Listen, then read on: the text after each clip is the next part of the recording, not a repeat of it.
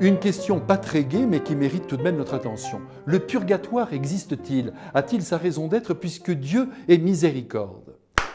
Il est, je crois, d'abord important de rappeler que le purgatoire est un état que certaines âmes peuvent connaître après leur mort, avant de se retrouver face à face avec Dieu notre Père.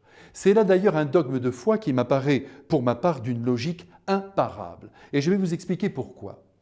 Je prends un petit exemple qui vaut ce qui vaut, mais qui est à mes yeux éclairant.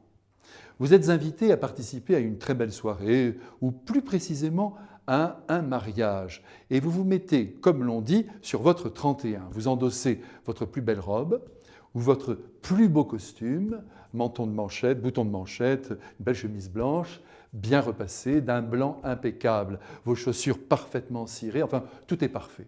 Vous vous mettez donc au niveau de la fête qui vous attend, nous sommes d'accord?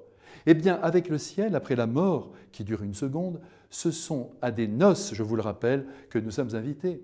Et si en cours de route, autrement dit en cours de vie, on a sali nos habits, nos chaussures, autrement dit notre âme, avant de se présenter devant le Christ et la Vierge Marie, il faut faire un petit tour au pressing, donc au purgatoire. Et c'est parfait. Et c'est par là, je crois, que se manifeste le plus nettement la justice de Dieu. Comme j'ai déjà eu l'occasion de vous le dire à plusieurs reprises, certains ne l'ont pas très bien pris, mais c'est dommage.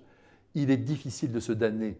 Et je voudrais que vous me fassiez confiance une bonne fois pour toutes, car j'ose vous dire cela avec toute ma foi, si l'enfer existe, mais bien sûr c'est certain, et les démons y résident, oui, oui, mais nous espérons qu'aucun homme ne s'y trouve. Peut-être vous bondissez encore, mais je vous assure que c'est le désir de Jésus que de venir sauver ce qui est perdu. Vous voyez bien ce qu'est un homme, un être faillible qui peut poser un jour un acte héroïque et le lendemain faire n'importe quoi, faire de grosses bêtises.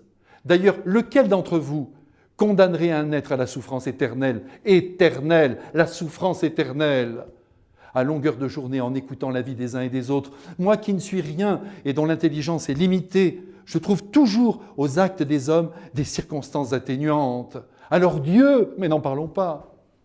En revanche, je crois que la plus grande partie de l'humanité, avec moi compris, fait et fera un petit tour au purgatoire pour se préparer comme il convient dans la joie, mais aussi dans les peines, à la grande rencontre avec celui qui nous aime plus que tout et qui fera tout pour nous sauver.